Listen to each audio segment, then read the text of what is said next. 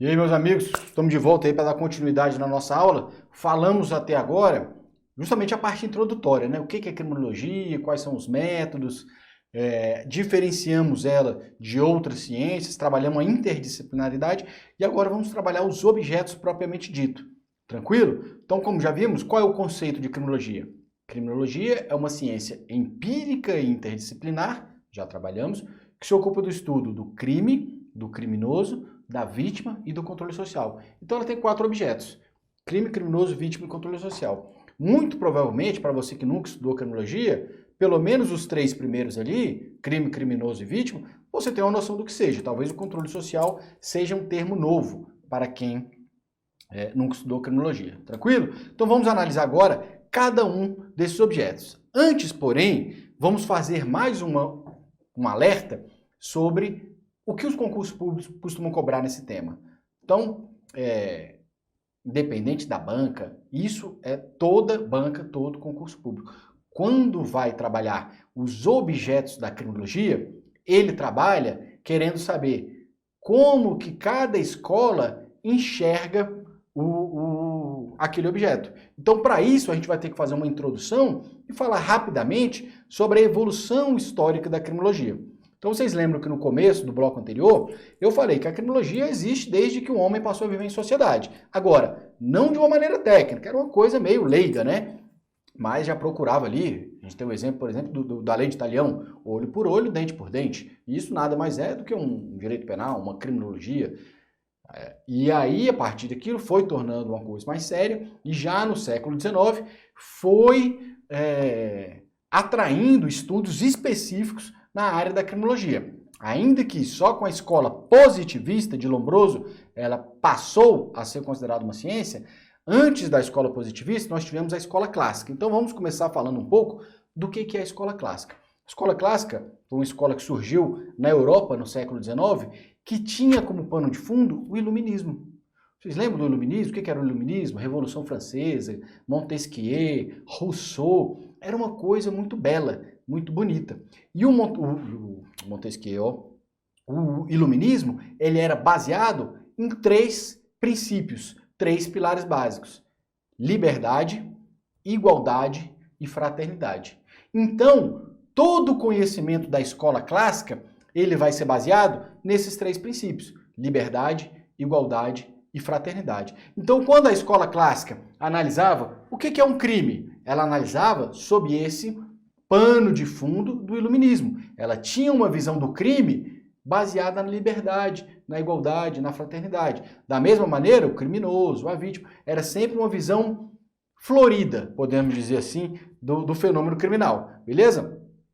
Ela era, então, mais uma vez, ela era contextualizando. Eu não gosto, até só rapidinho fazer um parênteses. O pessoal fala, eu tenho que decorar, a criminologia é decorar. Não é. Você pode decorar? Pode. Pode ir bem decorando? Pode. Mas você vai esquecer aquilo ali rápido. Tudo que você decora, você esquece. O que você entende, você leva para o resto da vida. Então, quando você entende que a escola clássica surgiu num contexto de Revolução Francesa, de iluminismo, pensamentos renascentistas, sobre liberdade, igualdade e fraternidade, você começa a entender por que o crime para a escola clássica era visto de determinada maneira. A gente vai trabalhar daqui a pouco, beleza? Então, a escola clássica, apesar de ter essa visão iluminista, mais séria, ela ainda não era considerada uma ciência. Por quê? Porque ela era uma coisa abstrata. Ela tinha um método dedutivo. Lembra que a gente falou que o Lombroso era indutivo, porque ele ia do concreto para o abstrato. Na escola clássica era o contrário. Eles partiam de um dogma. Então, na escola clássica, a criminologia era uma ciência dogmática. Professor, o que é dogma? Dogma é uma verdade absoluta, podemos dizer assim, né? A religião é muito baseada em dogmas. Então, para a escola clássica era assim, a punição do crime deve ser essa. Mas não fizeram um estudo, não fizeram uma pesquisa, uma análise dos fatos, como Lombroso fez. Então, a escola clássica é a escola que antecede a escola positivista, que é a escola do Lombroso. E geralmente, sempre quando sai de cena uma teoria, uma escola, e entra outra, ela vai de um oposto a outro. Então elas são muito diferentes nesse sentido. Enquanto a escola clássica era dogmática, dedutiva, abstrata, a escola positivista era uma escola empírica, experimental, indutiva, técnica, beleza? Então vamos lá. Falamos um pouco da escola clássica e aí depois da escola clássica surge quem? A escola positivista, de Cesare Lombroso, que nós falamos, beleza? Poderia falar umas 2 aulas só sobre isso, mas só para vocês contextualizarem. Cesare Lombroso, como eu já falei, era um médico e ele tinha essa curiosidade. Por que a pessoa comete crime? Será que ela nasce já nasceu criminoso? É uma coisa que ela é moldada pela sociedade. Na visão de Lombroso, ele já nascia criminoso. Não, você já nasceu criminoso, você não. Por quê? Porque ele fez esse estudo. E ele chegou a uma conclusão, errada, mas chegou àquela conclusão, de que determinados traços físicos eram um estereótipo do criminoso. Então, a pessoa que era, de uma maneira leiga falando, mas foi mais ou menos o que Lombroso fez várias classificações, né? Tinha o criminoso passional, o criminoso tal, mas, em regras gerais, só para ficar mais fácil para você entender, o cara que era estrábico, né? Vesgo, canhoto, orelha de abano, e de baixa estatura, era criminoso. Não, mas não interessa. Não, você é baixinho, cabeça, né? Orelha de abano, vesgo, canhoto, você é criminoso. Não interessa. Então, Lombroso entendia que o ser humano já nascia criminoso.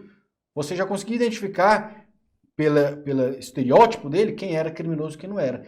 O criminoso, para Lombroso, era um ser atávico. A gente vai falar isso. O que é um ser atávico? É um ser que nasce criminoso. Não tem jeito. Beleza? Então, sempre que vocês lembrarem da escola positivista, lembrem desse estudo de Lombroso. Vocês vão ver que vai facilitar tudo. Beleza? Feita essa introdução, vamos aqui analisar objeto por objeto. Primeiro, o delito, o crime. Repare que estamos falando da escola clássica. Qual que é a escola clássica mesmo, professor? É a escola que é baseada no iluminismo, beleza? Iluminismo. Quais são os princípios do iluminismo? Liberdade, igualdade e fraternidade. Então, o delito, como para a escola clássica ele tem como pano de fundo o iluminismo, o delito para a escola clássica é uma infração ao pacto social. Estamos falando de fraternidade, beleza? Então, volta aqui para mim, por favor. Escola clássica, eu falei, é uma escola que enxerga tudo de uma maneira muito florida, muito comercial de margarina. Então, a sociedade é uma coisa bonita, harmônica, que tem um pacto. Ainda que não seja um pacto escrito, é um pacto social. E o crime é uma violação a esse pacto, beleza? Então, dá essa ideia de fraternidade. Então, quem viola o fato de violar esse pacto social é enxergado como crime. Tranquilo? E o criminoso? Por que a pessoa comete o crime? Porque ele quis. Ele é dotado de livre-arbítrio. Aí estamos falando de liberdade, beleza? Ah, por que o indivíduo é criminoso? Ele quis. Todo mundo é dotado de livre-arbítrio. A escola clássica era baseada no iluminismo, né? Iluminismo da liberdade.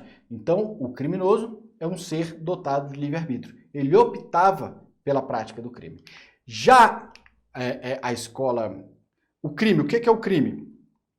Atualmente, isso aqui é para a visão atual, beleza? O crime é um problema social e comunitário. Por quê? Primeiro, porque ele surge na sociedade. Ele é um problema gerado pela sociedade e que deve ser resolvido pela sociedade, beleza? Tanto é que caberá à comunidade resolver seus problemas. Que na Constituição fala, segurança pública, ok, é dever do Estado, mas ela é direito e responsabilidade de todos, beleza? A própria sociedade deve resolver os seus crimes. Então já vimos a visão do crime para a escola clássica, para a criminologia atual. Pô, não falou aqui da positivista. Então, deixa eu só voltar. Mais tarde a gente fala. Vamos ver essa questão aí que vai ajudar. Vamos lá. Os positivistas, falou em positivista, lembrou de quem? Lombroso. Beleza? Os positivistas conclamam a justiça a olhar para o crime como uma entidade jurídica. Entidade jurídica me dá uma vaga lembrança de pacto social. Enquanto os clássicos, falou em clássico, lembrou de quem? Do iluminismo. Enquanto os clássicos encaravam o crime como fatos sociais e humanos. Senhores, essa questão aqui está errada. Por quê? Porque não é... Ele trocou, né? Deixa eu até apagar tudo aqui, que eu poluí tanto a questão aqui que ficou difícil. Na verdade, essa questão aqui, ela fala que os positivistas olhavam o crime como uma entidade jurídica, como pacto social. Está errado. Quem olhava eram os clássicos. Né? E os clássicos encaravam o crime como um fato social e humano. É o contrário, eles trocaram, né? Aqui seria positivista e aqui seria clássico, beleza? Outra questão. A escola clássica, iluminismo, liberdade, igualdade e fraternidade, ficou marcado pelo método de fundo dedutivo.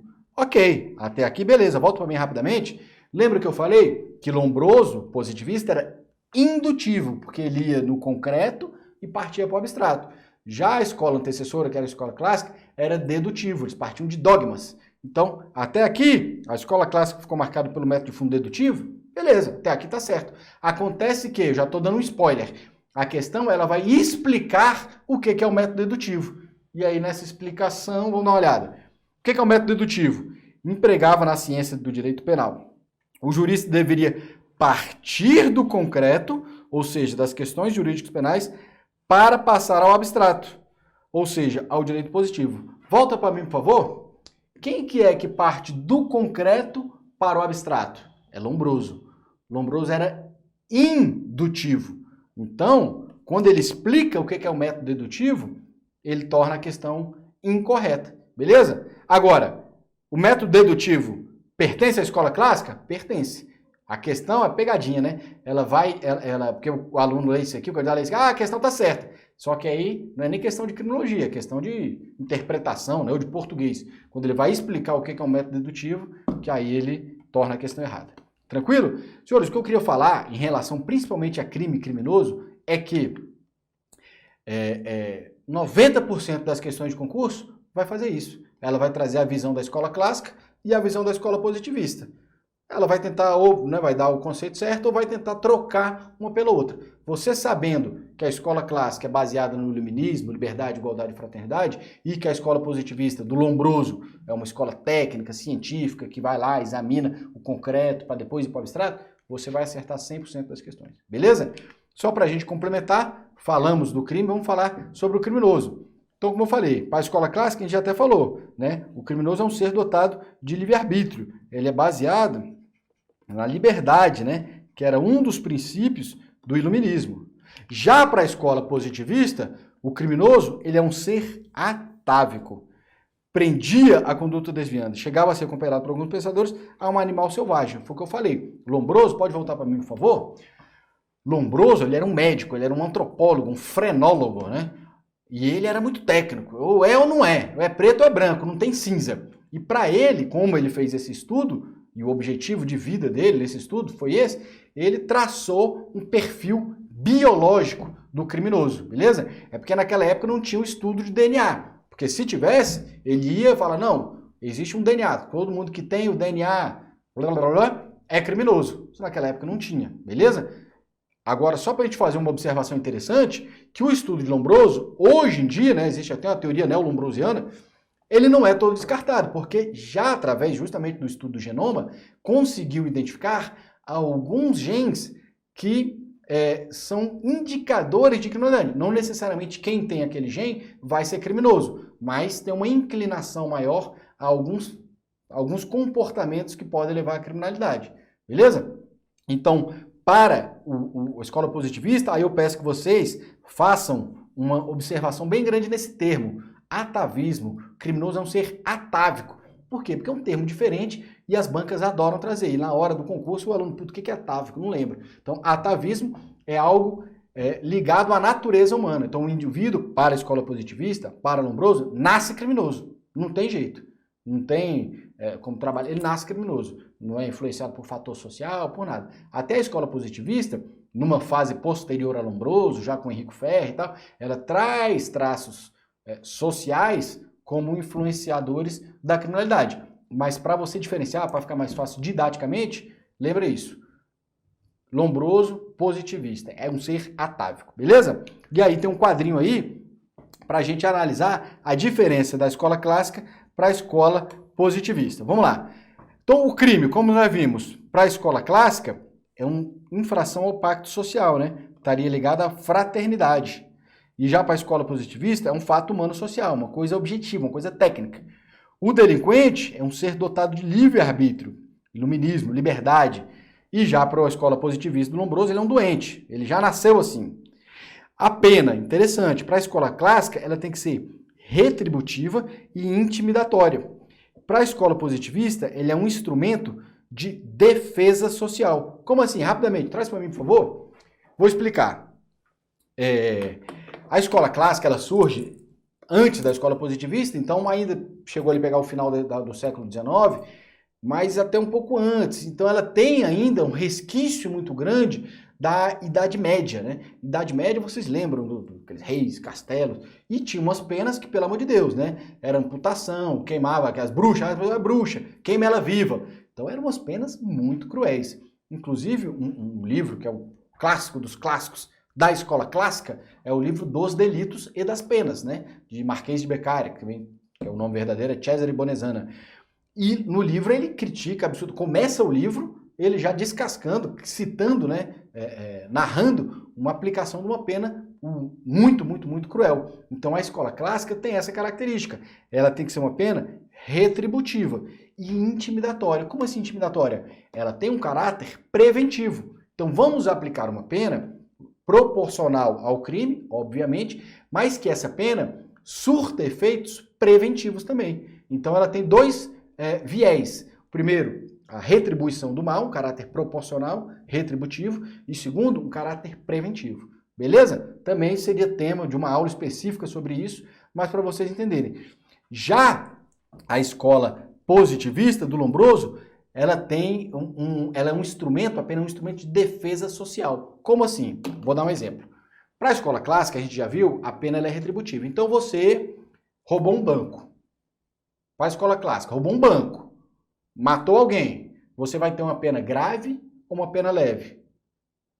Se a pena é proporcional, se ela é retributiva, se eu roubei um banco, eu matei alguém, eu vou ter uma pena grave, correto? Correto, beleza. Ah, eu fui na loja americana e furtei um chocolate batom. Você vai ter uma pena leve ou uma pena pesada? Para a escola clássica, pena proporcional, pena retributiva. Ah, vou ter uma pena leve, é proporcional. Perfeito, perfeito. E agora vamos fazer esses mesmos exemplos para a escola positivista. Então vamos lá. Roubei um banco, matei alguém. A minha pena vai ser pesada ou leve? Depende. Como assim depende? Aí que tá. Aí que o instrumento é de defesa social. A quantidade ou a severidade da pena, ela não está ligada ao mal que você praticou. Ela está ligada ao seu grau de temibilidade, que seria algo mais ou menos hoje como a culpabilidade. Então, lembra que Lombroso ele classificou, ele estudou os criminosos como o cara de orelha de abano, vesgo, canhoto. Então a pena ela vai ser aplicada nesse sentido. Então o juiz, na escola positivista, ele ia olhar para o criminoso e falar, meu amigo, chega aqui pertinho.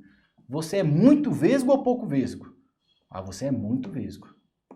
Você tem orelha muito de abano? Tem orelha muito de abano. Você é muito canhoto? Você só usa a direita para subir no ônibus? É, então sua pena vai ser grave. Porra, juiz, mas eu só roubei e furtei um chocolate, batom. Não interessa. A pena, ela é proporcional à sua temibilidade, não ao mal que você praticou. Por quê? Porque a pena, ela é um caráter de defesa social. A sociedade tem que se defender de você. Agora, você só furtou um chocolate garoto. Mas eu tô vendo aqui na sua lataria que você é muito criminoso, rapaz. Você é muito vesgo. Você é muito orelha de abano. Então a pena tem que ser pesada, porque eu tenho que proteger a sociedade, eu tenho que defender a sociedade. Repararam a diferença? Então, enquanto para a escola clássica a pena era proporcional ao crime, ao mal, para a escola positivista ela era proporcional ao grau de temibilidade do criminoso. Tranquilo? E, por fim, o método, como já vimos, para a escola clássica dedutivo e para a escola positivista indutivo. Vamos lá. A vítima. Pode deixar em mim, por favor? Eu vou explicar, você presta atenção, depois a gente vai passando passo a passo. Como eu falei, a criminologia ela surge lá na Idade Antiga, Lei de Talião, Código de Hammurabi, e ela vai evoluindo. Consequentemente, os objetos da criminologia também. A vítima ela era enxergada sob um aspecto. ao longo da evolução, ela foi alterando. Então, no começo do estudo da criminologia, ainda numa fase pré-científica, né, nem estamos longe ainda de Lombroso, longe da escola clássica, a vítima ela tinha um papel preponderante no sistema de justiça criminal. Estamos falando lá do Código de Hammurabi, da Lei de Talião, lembra que eu falei? Olho por olho, dente por dente. Então, como que funcionava naquela época? Naquela época era o seguinte, eu fui lá e bati no teu irmão. O juiz vai falar, você bateu no irmão dele? Tá, qual que é a pena? Vai chegar para a vítima, vai lá e devolve. O cara que deu 3 socos, dá 5 nele, só para ele deixar de ser otário. E era mais ou menos assim, era olho por olho, dente por dente. A vítima tinha um papel preponderante, era a vítima que aplicava a pena. Eu roubei 3 cabeças de gado sua. Vai lá e rouba 3 cabeças de gado dele, tá autorizado. Eu matei seu marido. Então agora você vai dar 2 filhos como escravo para poder servir a família. Era mais ou menos assim. Então, reparem bem, o primeiro período é chamado período de ouro. Estamos falando da vítima. A vítima, ela tinha um peso de ouro. Ela comandava quase o sistema de justiça criminal. Quando que foi esse período? Foi desde o início da civilização, né? Estamos falando lá de Lei de Talião, de Código de Hammurabi, até o fim da Alta Idade Média. Como eu falei, nessa época, a própria vítima comandava o processo. A vítima ela era muito confundida com vingança. Uma vingança autorizada judicialmente. Beleza? Lei de Talião, olho por olho, dente por dente.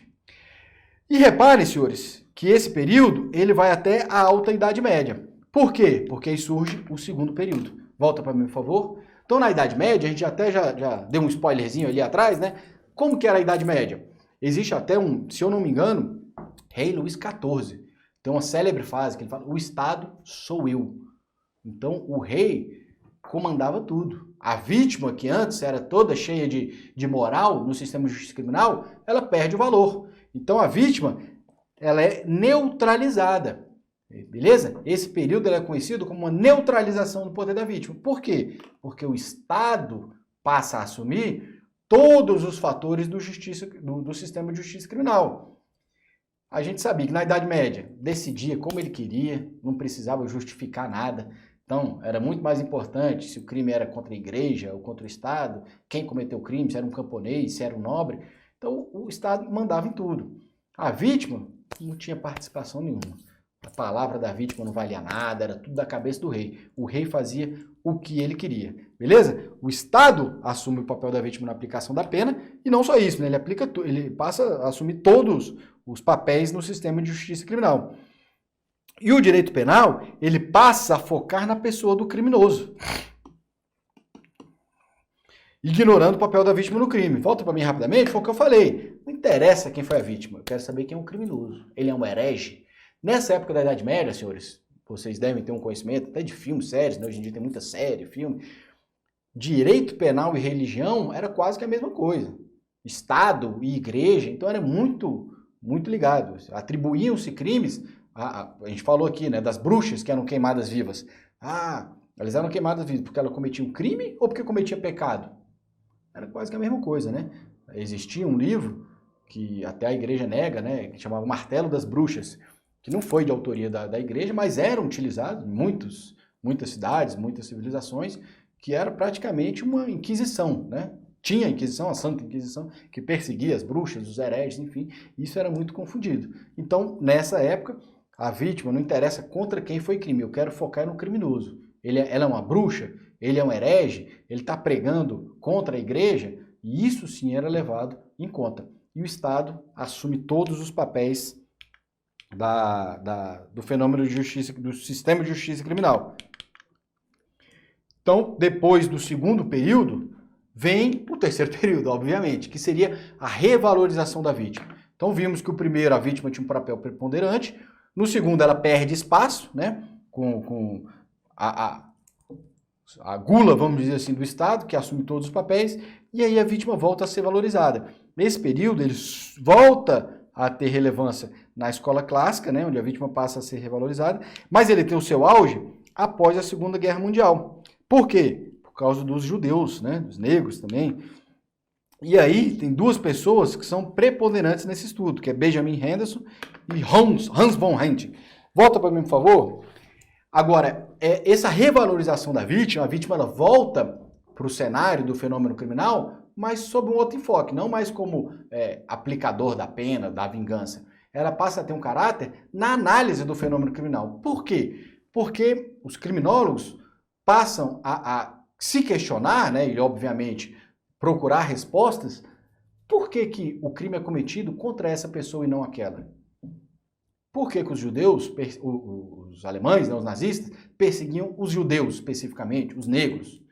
Então, a vítima, ela tem um papel no fenômeno criminal. Então, existem crimes em que a vítima não tem papel nenhum, né? Existem crimes que a vítima tem, sim, uma diferença, ou seja, se não fosse aquela pessoa, talvez o crime não ocorresse. E essa é a nova visão, a atual visão da vítima no fenômeno criminal. Tanto é que hoje nós temos a vitimologia, que é o estudo da vítima. Inclusive, Benjamin Henderson é o pai da vitimologia, é um judeu, né, que realizou um congresso, classificou as vítimas, classificou os crimes, que vem trazendo muito interesse da criminologia. Beleza?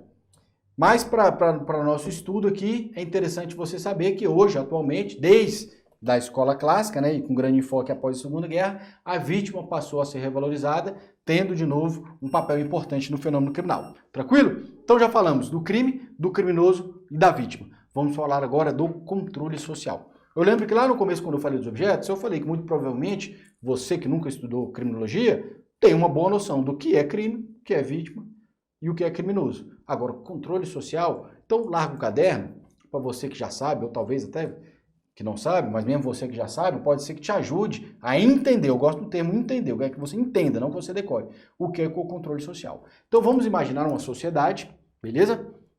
Sociedade, ela tem princípios, valores, objetivos, como uma estrada, beleza? Então a sociedade, ela tem ali as normas, né, que regem a estrada, o trilho.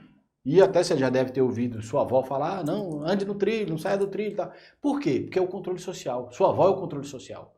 Você vai ver aqui, família é assim uma das instituições do controle social. Então, quando o indivíduo ele começa a se afastar, deixa eu sair por lá de cá, estou me afastando, eu estou saindo do quadro, beleza? Estou saindo do trilho, vem o controle social e me põe no trilho de novo.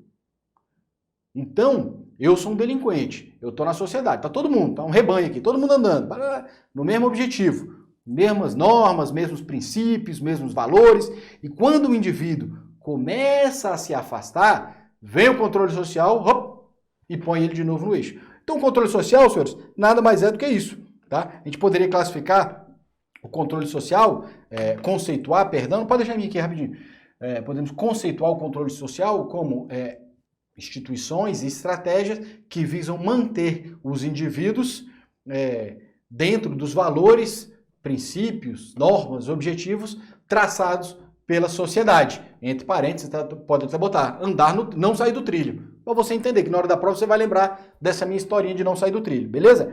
Controle social, existem várias classificações. Agora, a classificação que todo concurso, toda banca adora, é a classificação entre controle social formal e controle social informal, beleza? O que é o controle social informal? Como o próprio nome já diz, é um controle social informal, que não está ligado diretamente ao Estado. É sua avó. Eu não falei que sua avó não dá essa frase para você? Rapaz, não sai do trilho, anda no trilho, tá andando com esses más elementos. Isso é um controle social informal. E a família, no caso aí representado pela sua avó, mas sua mãe, seu pai, seu tio, sua irmã, algum mais velho, isso, a família é um dos entes do controle social informal. Então, qualquer instituição, ainda que não oficial, como família, amigos, vizinhança, clubes, né, de bairro, escola, igreja, seja qual religião for, que vise manter você no trilho, é um ente de um controle social informal. E aí o controle social informal, repare que ele tem algumas características, justamente pelo fato de ser informal. Primeiro, ele é mais brando, né? Ele vai orientar, ele vai falar, rapaz, não faz isso não, bicho. Às vezes tem umas mães meio braba, né? Que o cara prefere ser preso pela polícia do que apanhar da mãe. Mas, em regra, o controle social informal, ele é muito mais brando e muito mais preventivo, beleza? Então, vamos analisar aqui. Quem são? Família, escola, ambiente de trabalho, espaço de convivência, né? Opinião pública. E ela age de uma forma mais sutil, mais branda, né? Sem contar a mãe, né? A mãe aí é exceção. E ela tem mais influência em sociedades menos complexas, né? Então, por exemplo, volta aqui para mim, por favor. Aquela cidadezinha lá do interior. O cara, às vezes, prefere ser preso do que... Ser preso não, né? Mas a opinião pública, o que os vizinhos pensam dele, é muito mais importante numa cidadezinha lá do interior do que numa cidade grande. Na cidade grande, o cara não sabe nem quem é o vizinho dele. Então, esse controle social informal, ele tem um papel maior em sociedades menos complexas. Beleza? Quando as instâncias informais de controle social falham ou são ausentes, entra em ação as agências de controle social formal. Então, nós já sabemos o que é o controle social informal. O que é o formal? O formal são os órgãos, as instituições ligadas diretamente ao Estado. Polícia, Ministério Público, Poder Judiciário, Polícia Penal, né? Era agente penitenciário, agora é polícia penal. E aí tem uma característica, ela é muito mais severa. Então, enquanto o controle social informal, ele só dá, volta pro trilho. O controle social formal, ele já vem com os dois pés no peito, beleza? É a polícia, então ele é muito mais severo. Ele vai gerar uma prisão, uma condenação, um processo, ainda que seja uma medida administrativa ou civil. O controle social formal, ele é mais severo, beleza? Pode jogar na tela aí, por favor. Quem são? Polícia, Ministério Público, Poder Judiciário, Administração Penitenciária. Tem sempre como norte a pena, beleza? Ele tem formalismo, né? Ele tem certas burocracias, podemos dizer assim, a seguir, e o poder de coerção dele é muito maior. Tranquilo? Senhores, esses são os 4, isso aí já é outra coisa, esses só pode voltar para mim, os 4 objetos da criminologia: crime, criminoso, vítima, controle social. Como eu falei, nós não teríamos tempo eu preferi trabalhar bem aprofundado esses temas, que eu acho que toda questão sempre uma ou outra ali vai usar esses conceitos. Já demos uma abordada bem de escola clássica, escola positivista, empirismo, falamos sobre a diferenciação. Então, minha aposta na prova dos senhores é algo nesse sentido. Se você tiver tempo, dê uma olhada em 3 teorias sociológicas, principalmente Chicago, anomia e Labeling Approach. Eu acho que a prova dos senhores vai estar em cima disso aqui que a gente trabalhou e nessas 3 teorias. Tranquilo? Mas são teorias que você consegue pelo menos entender as principais características ali e você consegue acertar na prova. Aqui já é uma coisa mais complicada, tem conceitos, tem diferenciações, então por isso que eu preferi dar aula desse tema. Tranquilo? Senhores, meu Instagram, delegado Rafael Catunda, peço que me adicionem lá, estou à disposição dos senhores para conversar qualquer coisa sobre criminologia ou pela atividade policial, que eu sou apaixonado, e vou fazer um pedido para os senhores. Quando vocês passarem, que vocês vão passar, se não for nesse, vai ser no próximo, por favor, sejam policiais de verdade, não seja aqueles policiais que só ficam tirando foto no Instagram, com medo de tudo. Hoje a polícia está precisando de policial, beleza? Segue lá meu Instagram lá que vocês vão ver algumas críticas lá e algumas coisas maneiras também, beleza? Um abraço a todos, estou à disposição lá no Instagram, delegado Rafael Catunda.